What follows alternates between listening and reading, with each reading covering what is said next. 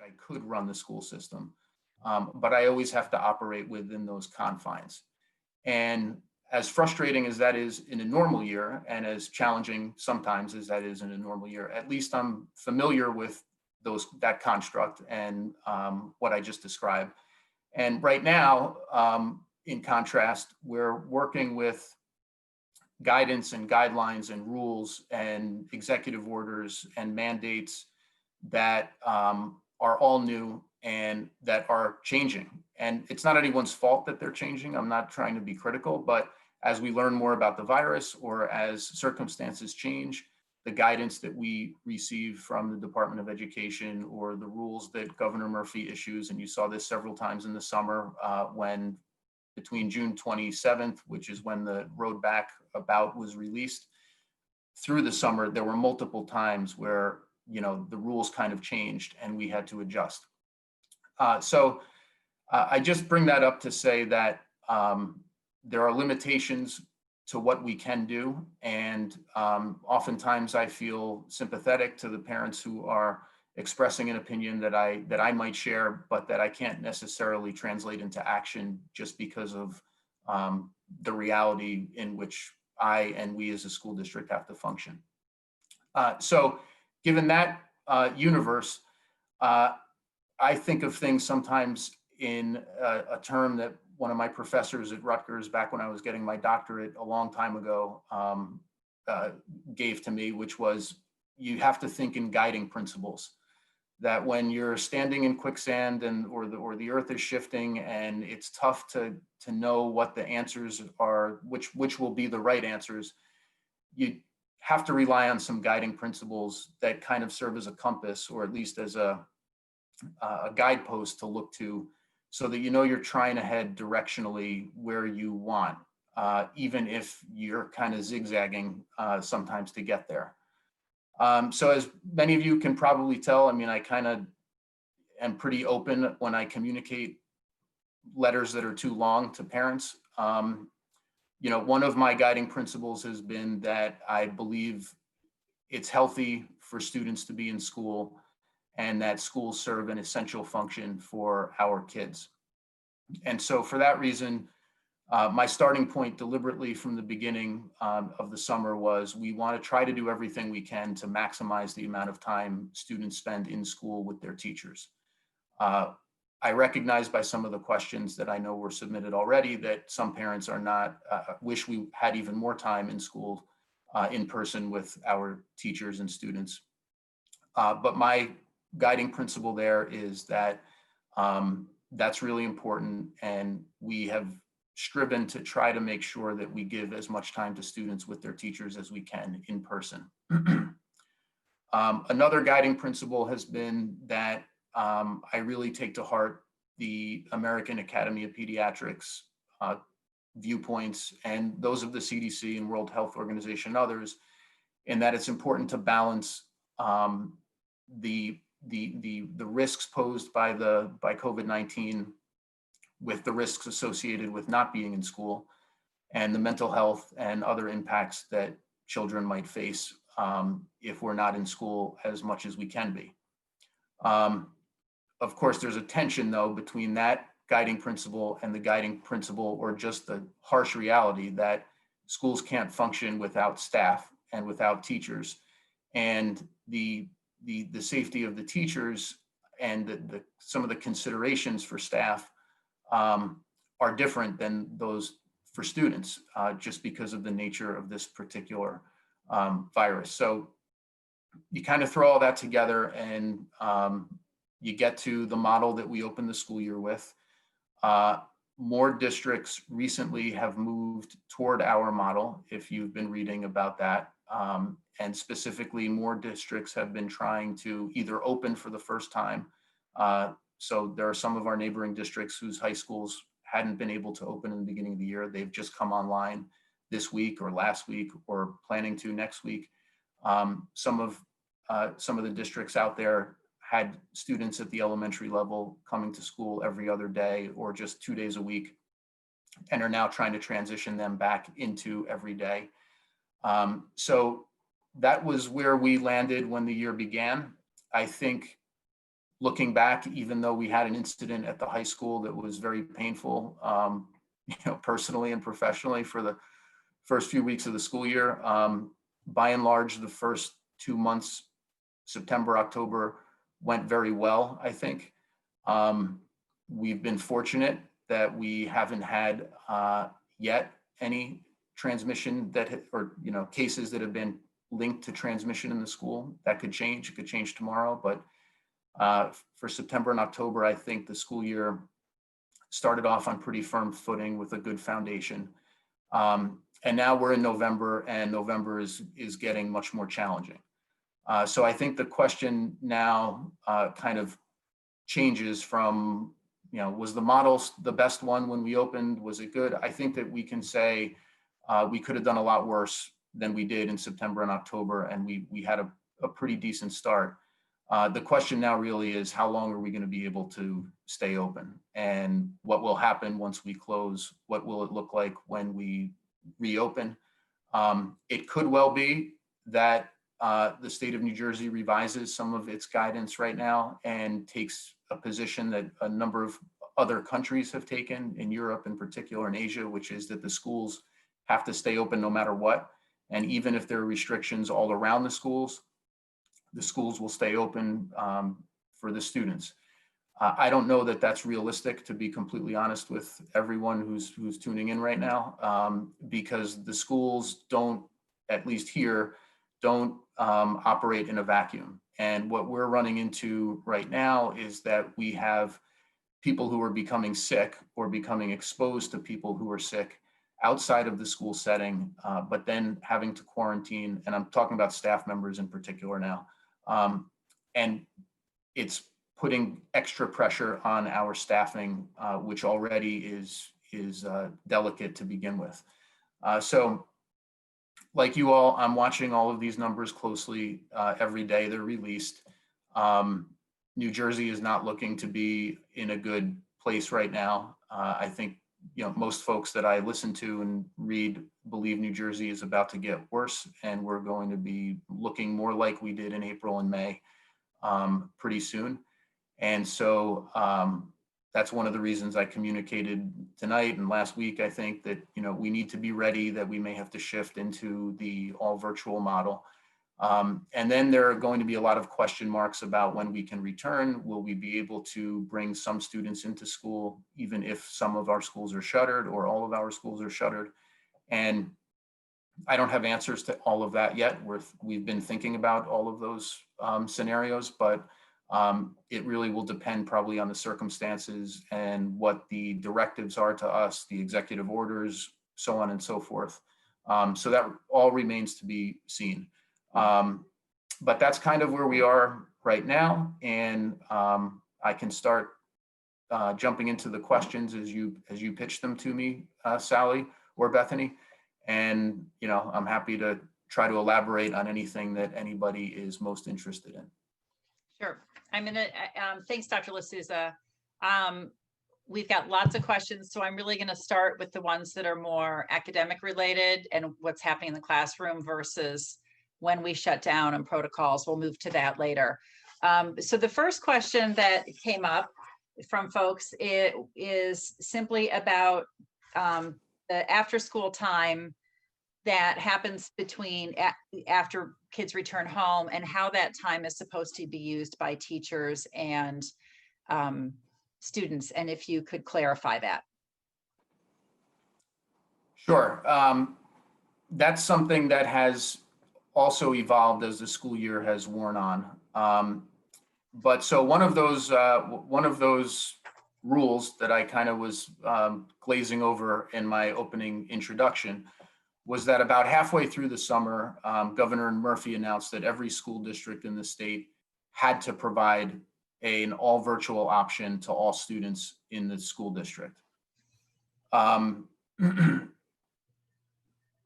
There were plenty of superintendents who were not happy about that because they knew it would be very, very difficult to operate two systems simultaneously: in-person instruction, like we've always operated, and then all virtual instruction, which we've never operated, except when we were completely shut down and nobody was allowed to even set foot in the school. last spring. So I mentioned that because, first of all, I'll say as like an editorial, I think the way the state should have gone in that direction was to contract with either Pearson or Khan Academy or the state of Pennsylvania or Florida, who already operate all virtual schools, K through 12, and enabled and basically, leveraged the statewide resources to say, this is going to be the program. Any kid can opt into that program, but not have 500 plus individual school districts running around trying to do the best they could to do something they'd never done before. But having said that, that's what we had to do. So part of the way we are managing that, in addition to having students tap into the Google Meet that is streaming in the classroom, is that the teachers are connecting with those students after school. And of course, teachers need a break, after the 4.5-hour school day with students in person, then they're connecting with those students. So the first thing that is happening in that time is that we're trying to have teachers, particularly at the K-5 level, but we're trying to have teachers have an extra connection to the students who are operating completely remotely. And then the other thing that is happening is that we're trying to provide additional instructional support for students throughout the district. And that looks more like drop-ins and office hours and things like that at the middle school and high school level. And at the elementary level, it looks more like assigned groups, for word study and for other types of, disciplines or instruction. So that's, that's the way it's operating right now. And of course, part of that has to be devoted to lunch and, things that are a little bit more mechanical. But that's the way that's operating now. Great, thank you. The next question that came out is, and there were quite a few along this line of questioning around, how do we assess how our students are progressing this year versus other years? What type of, are we going to do any testing, or what type of standards will we benchmark against? Yeah, so this is a topic that a lot of folks discuss in the field. Obviously, the statewide assessment every year was not able to be given last year. Most of us don't really put a lot of stock in that assessment anyway, so we didn't really find it to be valid. I say most of us, I say a lot of superintendents and curriculum heads and folks like that. So we all, I think, lean more on local assessments, the assessments that teachers give in the classroom, the benchmark assessments that might come alongside a program. So we're continuing to assess students in the same way. And then we're relying on teachers to determine where the gaps are, how to remediate those gaps, whether it's, whole class type of remediation that they think they might need to fill in some gaps, or it's individual students. I have to tell you, just anecdotally, from like walking through the hallways and having teachers stop me, I've had some teachers, say, the kids missed this or that last year. I've had other teachers at the elementary level in particular tell me that they feel like their kids are reading better.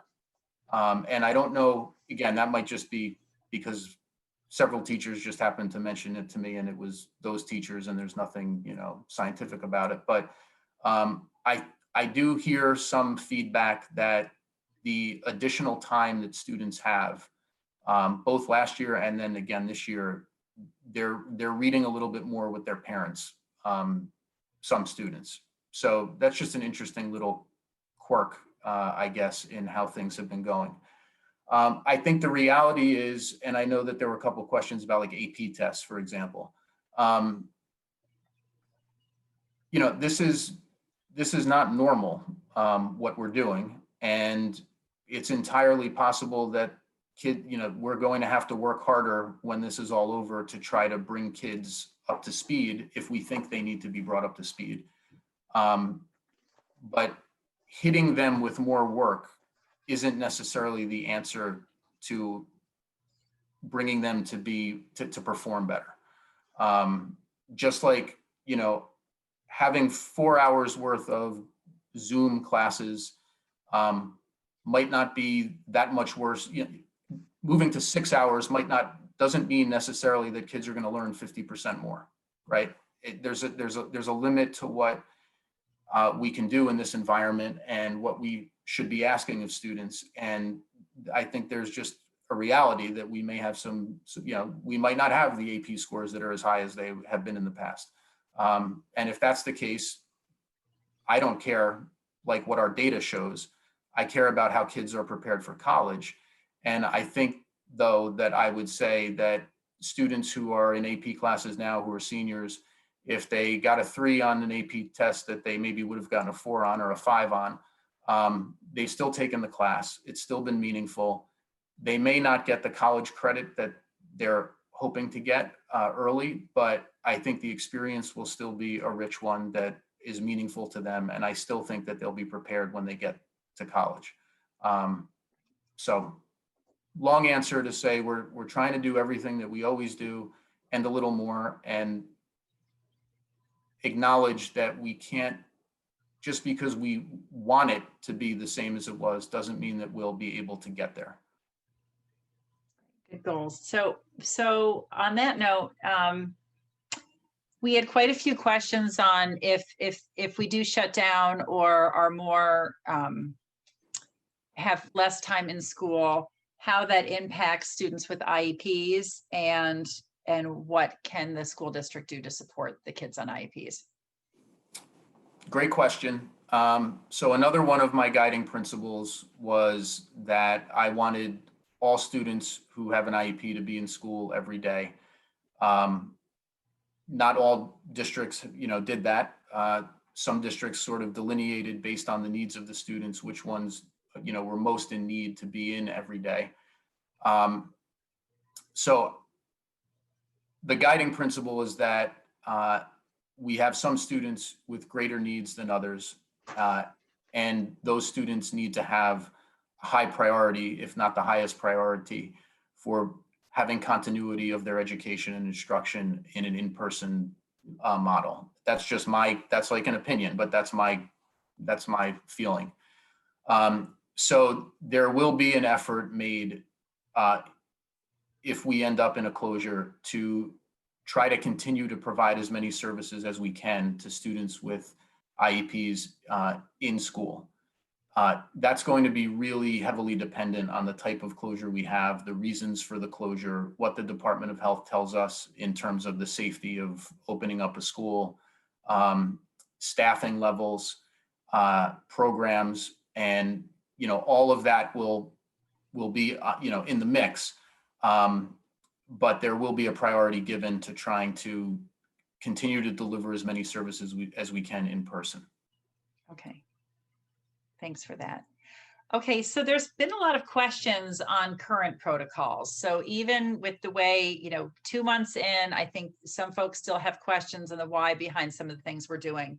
And one of the questions that came up pretty consistently was what happens, and I think clarifying the why behind this, what happens when a student has to go virtual for a few days and they miss their in-person day?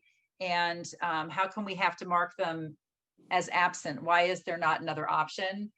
Because it seems that it's doing a disservice to the kid who is still logging in, but unable to be in person. And does it mean kids end up coming to school that shouldn't be coming to school?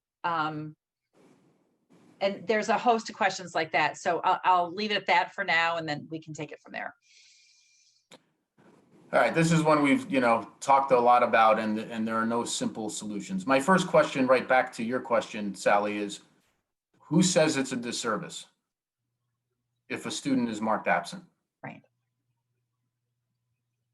Because it's not a disservice. And there's no scarlet letter for being absent. It doesn't count against your permanent record. It has nothing to do with retention, or advancement to the next grade level. It is true that at the high school level in particular, we have levels of absences whereby you can, lose credit potentially, but all of that, has a lot of, there's a lot of process there. So let me just kind of try to hit this as best I can. The first thing is we need to know who is in school and who is not in school, period. If we have an evacuation, if we have an event in the building that requires us to evacuate or to take stock of who is in school at any given moment, we need to know who is in school and who is not. So we have to have a code system set up that enables us to know this student is virtual, this student is present, this student is supposed to be present but is not here today. And then maybe this student is supposed to be present but is tuning in virtually because they're not feeling well or for some other reason. So for us, there's nothing punitive about marking a kid absent. It's an accountability system in the event we have an emergency and we need to know who's in school and we don't have a lot of confusion about which kids are where. So at the K-8 level, we are essentially marking students present with a notation that they're tuning in virtually. And at the high school level, we are essentially marking kids absent with a notation that they're tuning in virtually. And the reason that we are doing it a little bit different at the high school than we are at the other schools is that high schoolers, we have found at times, not always, but it's sometimes the case that they are doing things that their parents don't know about. We've had high schoolers who don't show up to school. We have high schoolers who walk out of school in the middle of the day and they drive. So there is deliberate, room built into our high school system with the number of absences that you have to hit before you could be, losing credit, 16. If a student has the flu and they're out for 5 days in a row, we only really count that as one absence. It's like an event. So there's a lot of flexibility. And obviously in this day and age, we're not going to be upset with anybody for not coming to school because they're ill. But we don't want to have a situation, and we've already had this. We've experienced this year and we experienced it last year, where kids just don't show up. They don't show up. They don't tune into the Google Meet. They tune into the Google Meet and then they, dim the screen and they're not there when the teacher's asking them a question. High schoolers just are more, they have more independence, and we have to have a few more controls just to know that they're doing what they're doing and that they're not, tuning out and making decisions that aren't going to be good for them in the long run. Okay. So along that lines, one of the questions that we saw repeatedly was around keeping parents informed on what is happening with exposure, whether it's teacher exposure or other students. Obviously, you've sent a few emails on the status of going out of state to play in tournaments, and kids come back and sometimes they've been exposed. But so is there any way to get more information out to the public so that people aren't on social media making it up or, starting the rumor mill? And what are the protocols around that? And then I'll kind of add to that around, if you could share with us a little bit around, if you think that there's been a super spreader event, what do you do and how do you alert the community? That's a lot to unpack in that answer. Well, the last thing you just said about the super spreader event, unless the super spreader event happened in school, there's not much that we can or will do about that. We don't have authority over students outside of school. We're not allowed, and this is case law. We're not allowed to enact 24/7 policies governing student behavior, even if they're on an athletic team, let's just say. And we don't have, we're not the police. So we don't show up at people's houses. We don't know which students may have been at an event. We don't know where they were sitting in relation to other kids at an event, or if they were indoors or outdoors. We don't have any of that information.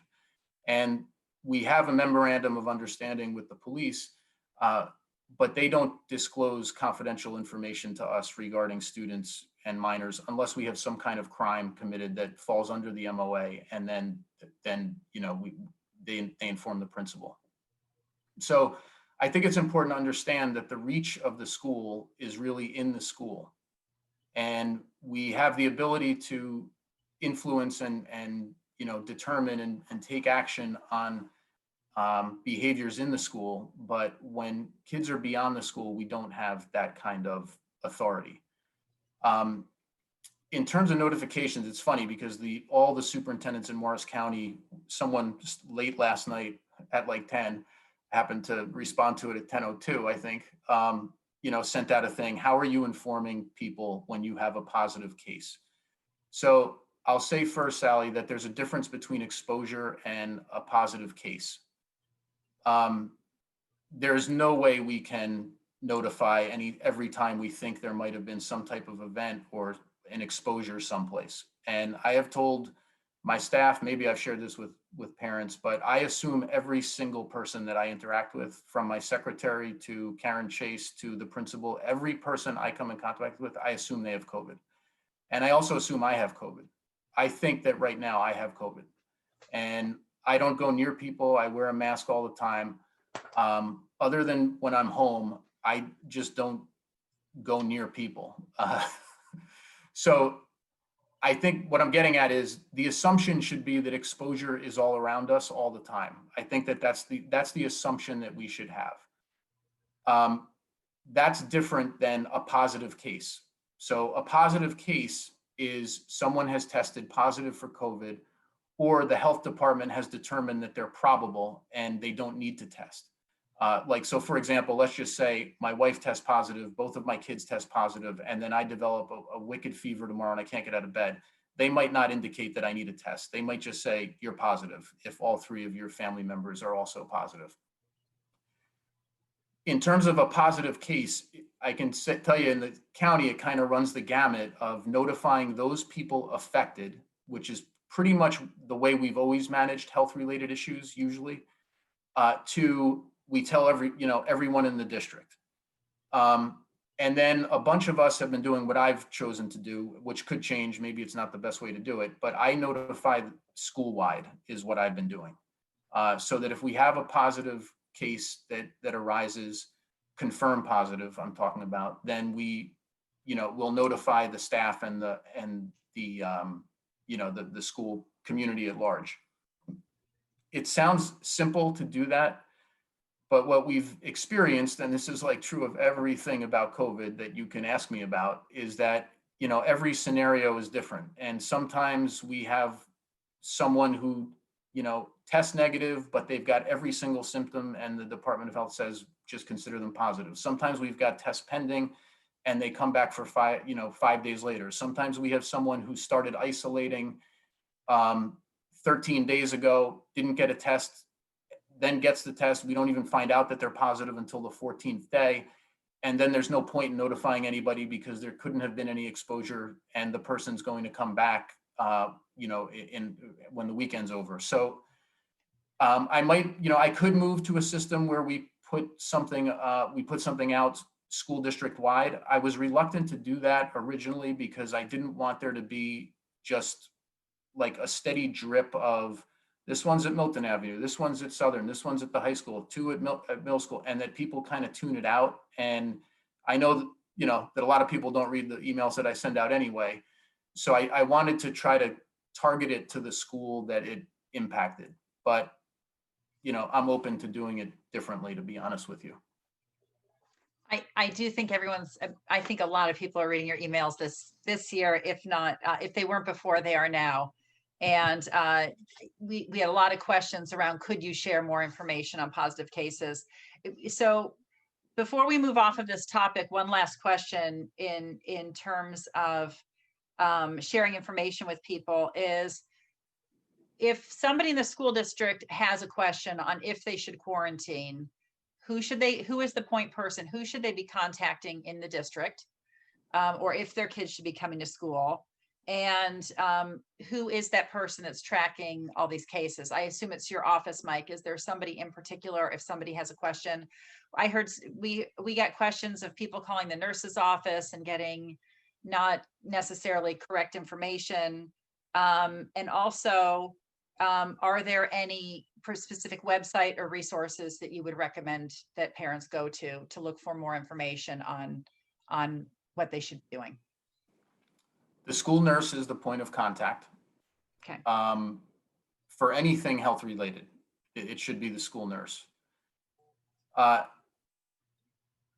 one of the truths here is that this is new to all of us. And of course, the Department of Health, the New Jersey Department of Health, is the source. Like, that's what, we have to follow. But when you jump on the New Jersey Department of Health website, you will pull documents that are 62 pages long and others that are 15 pages long. And some of them require interpretation from the Department of Health. So our school nurses are the point of contact for all that is medical or health related, for a student. Our school nurses are communicating directly every day with Karen Leister. Karen Leister supervises our nursing staff. She is a former nurse herself from SBS and worked in Gorieb and Morristown a long time ago before she came into public education. So she's the person that is working closest with me on all of the health related issues surrounding COVID. It's frequently the case that either Karen or I, or in some cases the nurses themselves, are reaching directly out to the health department officials, because the nurses know the students like they're on the ground floor, so they know when a parent has described symptoms or described a particular situation. They relay that sometimes directly to the departments of health. We have 2 departments of health. I think this is important, so I'll try to emphasize this. One is stationed in Westfield. It's the Westfield Regional Health Department, and the other is in Bloomfield. So Westfield is for Chatham Borough, Bloomfield is for Chatham Township. If I'm not mistaken, they both have a jurisdiction of multiple municipalities that span well over 100,000 human beings. I can tell you that they are underwater. Okay, school districts alone that they serve are working these people from 7 a.m. to midnight every day with cases, questions. What do we do in this scenario? This is what happened. They're overwhelmed right now, and it's gotten worse. So we're trying to be as efficient and quick and accurate as we can in managing a question from a parent, and then if we have to consult with the Department of Health, taking that and relaying it back to the parent. But the departments of health, and they have been terrific. Like, I mean, I'm on with them late at night at times where they're wonderful. Like me, they're new to this.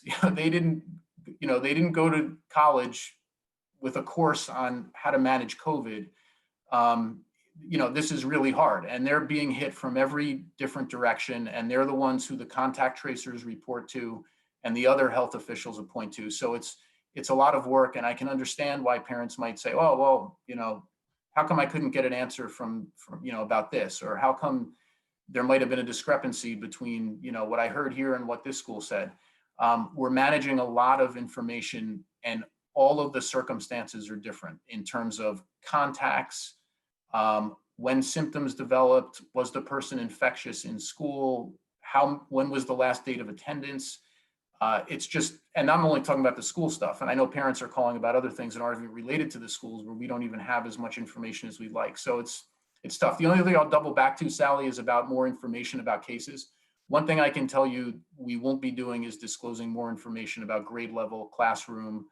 None of that is something we're permitted to disclose. And I know that parents always ask for it, but if we have a case when I get off this call of a Chatham High School student on an athletic team, I'm not going to disclose the athletic team.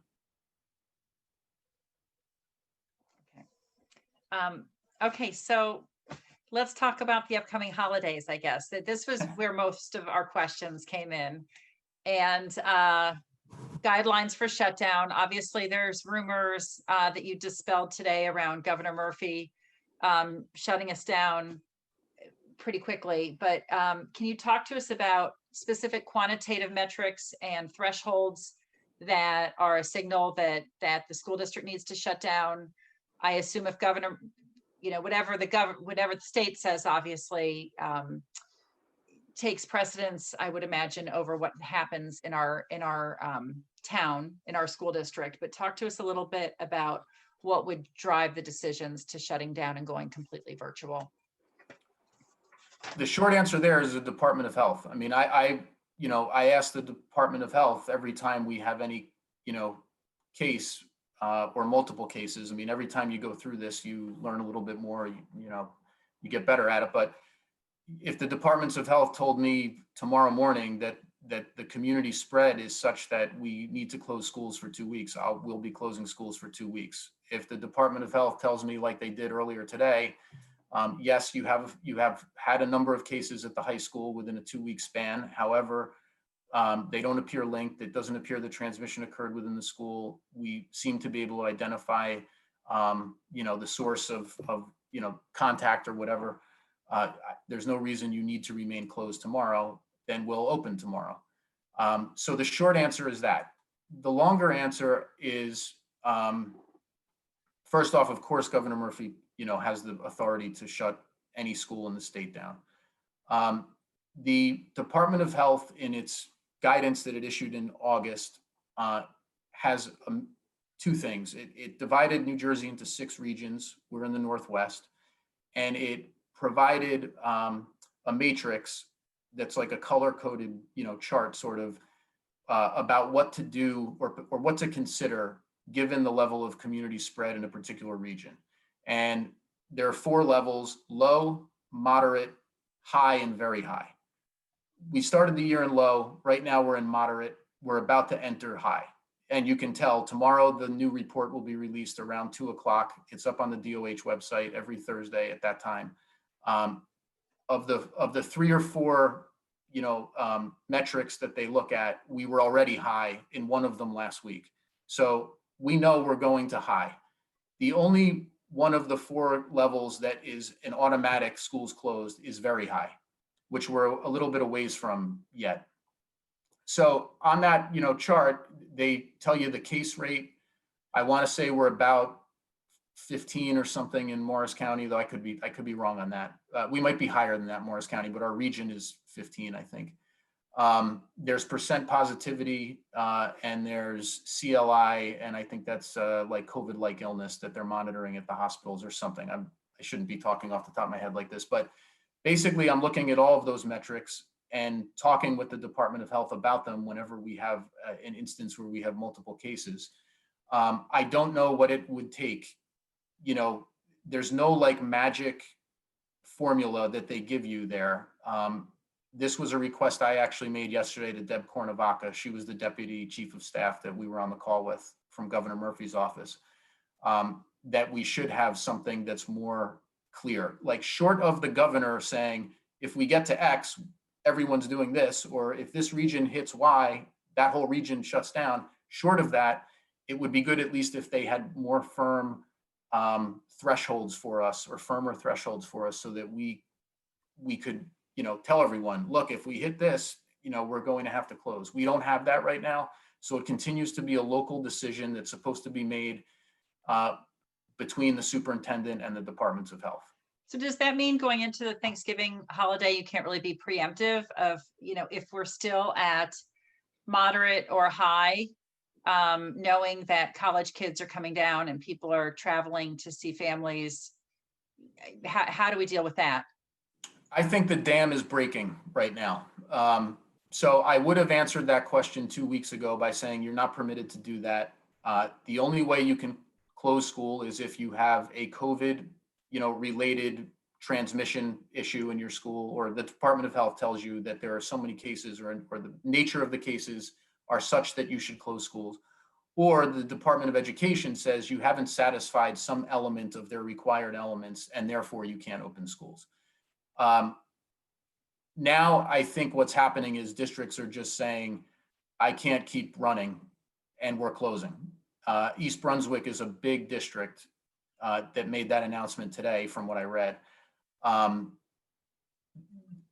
I think that more districts are going to be doing that just in survival mode because they can't staff their schools, given the number of staff that are quarantining because of exposure outside of school, or exposure in school for that matter.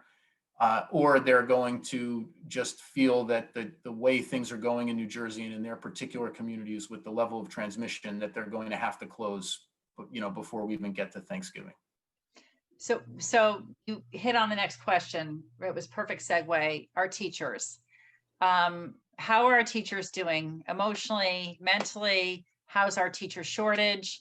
And I hope they know how much we appreciate them. So what do you think? What do you think's going on with our teachers? Our teachers are exhausted. That's my most consistent uniform feedback that I'm getting from principals and supervisors and others. Some of them are emotionally, struggling through this, like many of us are, but they're struggling keeping it together when they've got to balance the kids at home with the kids who are in school, with the nature of the way school is. And then, of course, they've got their own situations personally that differ from person to person. So our staff is I don't think that our staff is, bubbly and smiling and energetic like they were in September, but they're soldiering on, and many of them are as committed to more committed to being in school than I am, and want to be with their students, and they've been wonderful. And the head of our Teachers Association, the two co-presidents, are absolutely magnificent. In terms of our shortage, it's tenuous. I mean, we're in tough straits. There's no other way that I can put it to you. I don't know how far you want me to go into the weeds, but basically FFCRA is, the federal entitlement created under the Coronavirus Relief Act. It permits up to 12 weeks of leave for issues relating to COVID, like childcare emergencies. If a staff member's own district didn't open, for example, or there's no childcare available, or whatever. A lot of those people are supposed to come off that leave in December, but many of them are not able to because they don't have a better solution to whatever was causing them to be out in the first place. We're very thin with coverage right now. And every time we have a staff member who has to quarantine, we get a little thinner. So the greatest threat outside of a continuing explosion of COVID to closing schools is just not being able to staff the schools and supervise kids appropriately. Okay. So one of the positives that I heard from several parents, and we had a question and remark around this, was with our high school students that pre-COVID, there had been a lot of discussion around starting the day later and providing alternatives to the long school day for kids that are preteen and teenagers. And I think some have found that this hybrid approach and allowing kids to dial in from home sometimes has been a successful alternative for some kids. And does it change? How does what we've been through over the last 7 months change your thinking about the future of not only those students, but of what school might look like? I know you don't have a crystal ball, but what school might look like in the future without a pandemic? It's a great question. It's the most exciting part of this if we ever get through it. I think there's no doubt that we've learned how to do things differently, top to bottom. I do think there will be more. There's no chance, I don't think, that like Zoom or Google Meet is going to go away once the pandemic is over. I think it functions better than we thought it would.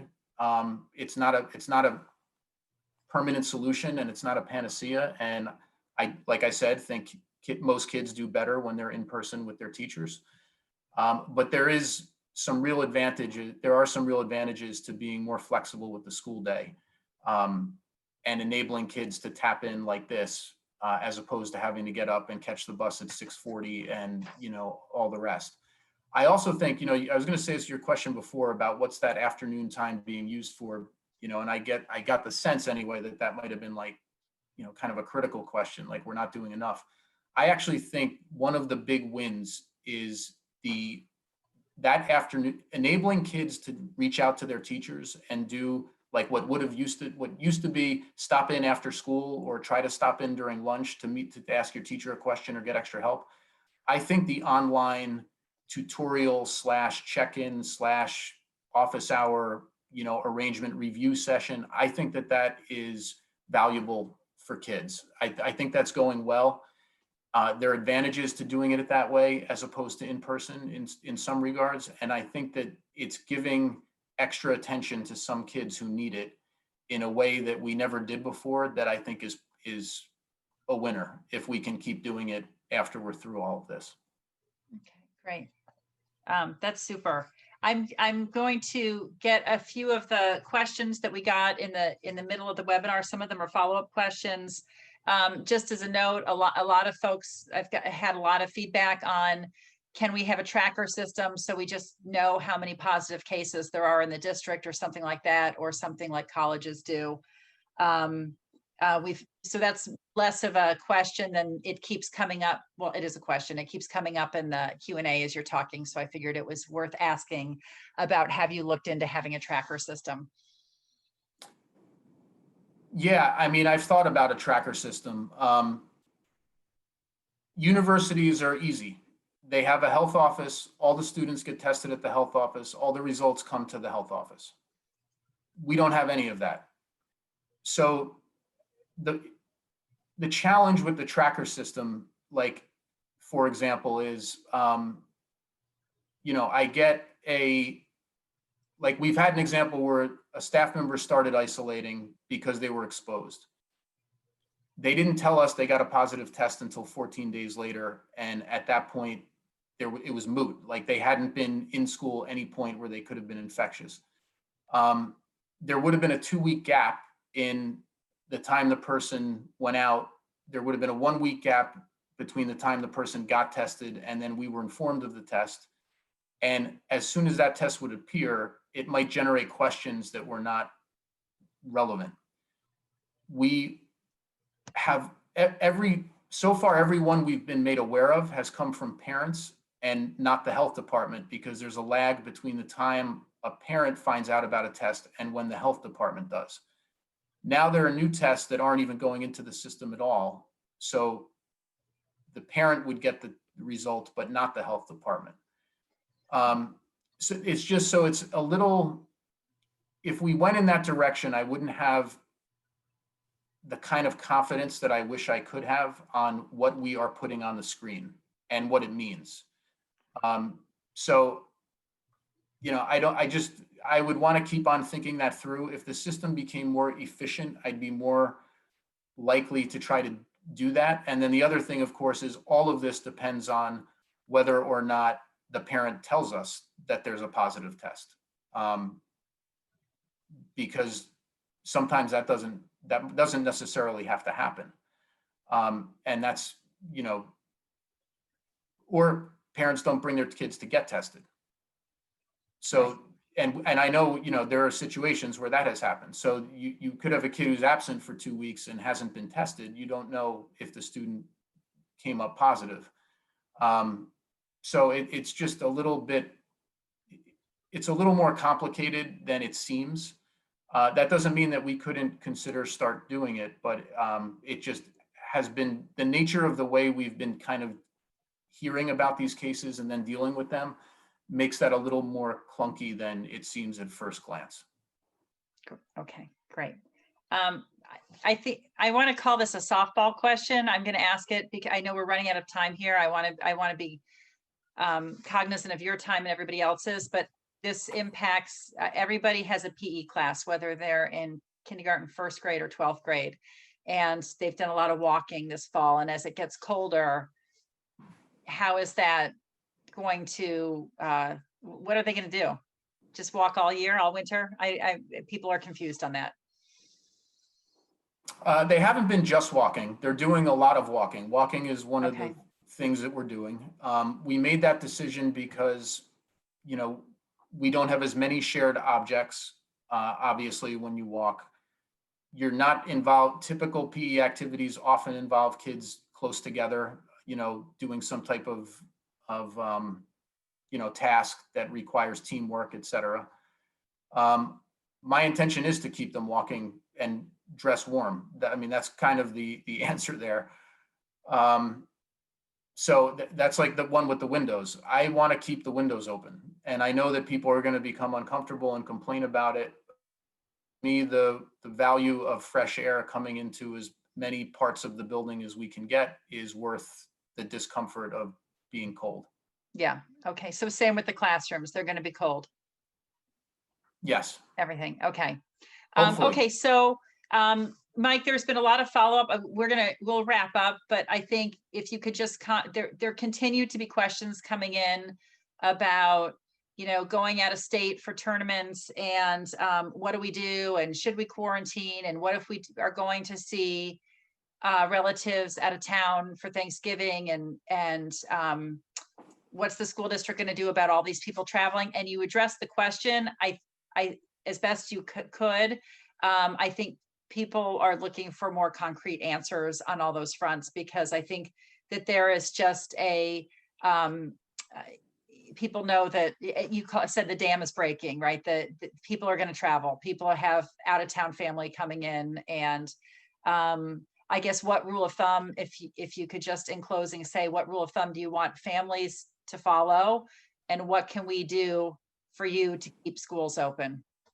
If you go away, you have to keep your kid home for 2 weeks. That's the answer. Now, the truth is, we're not going to know who went away. We know that we have parents who, tell us, my neighbor went away, or I have a list of 7 people that were out of state. And this goes back to the super spreader events. We have no way of truly, you know,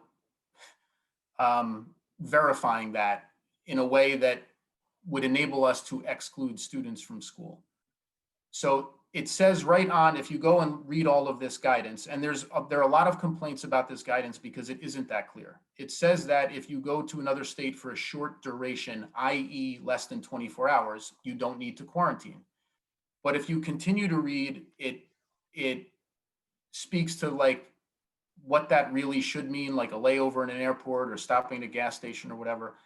And we've sought guidance from the departments of health. I can only tell you that even though there have been a lot of interpretations about that, and I think that it's fair to say that there were plenty of people around who interpreted less than 24 hours as meaning you could go out of state for an hour or 2 or 3 or whatever it was, or you could drop your kid off at college really quickly, or pick them up at college in Ohio really fast and come back and only have spent 2 hours total in Ohio, that you didn't have to quarantine. I can't answer all of those questions. I can only tell you that as of 3:15 yesterday, and again at in the middle of the day today, our departments of health now advise us that if anyone travels out of state to one of the states on the list for any period of time, they have to quarantine. Okay. And it says in the guidance too, this is I forget, they don't use the word honor system. They say it's voluntary, but we expect everyone to do it. So there are no illusions here. I don't know how many people will have a holiday get together at their house. I don't know how many parties there will be this weekend. I don't know how many people are going to go out of state to visit relatives, do other things. But if they do if they go out of state to one of the states on the list, they are supposed to quarantine for 2 weeks. Okay. So on that note, I think we all have to do our jobs. You've done your job. We all appreciate you taking the time out of your very long week to be on the Zoom with us today. And I hope we get to do this again with lots of good news, all good news when we all go back to school someday. But thank you again. I just want to point out also another little plug for CEF. There were a lot of questions that arose. How can we thank our teachers? And absolutely, CEF and the PTOs can help you with that. So we have teacher tributes coming right down the pike, and those are great ways that you can pay tribute to your teacher, and we'll take in the CEF and PTO will take care of making sure that they are acknowledged and thanked, and just stay on the lookout for more information on that. So Mike, if you have any other closing words, but I think we've been through as many questions as we can get through. My closing words would just be thank you again. And I don't want to be a negative Nancy on this call. It's just been one of those weeks where it's, the clouds are, kind of coming in, and it's been a little bit difficult. But the survey we sent out to parents a couple of weeks ago, the feedback was fabulous, to be honest with you. People were really, really complimentary. I think it's super clear that the first couple of months this year has gone better than the last couple of months of last year.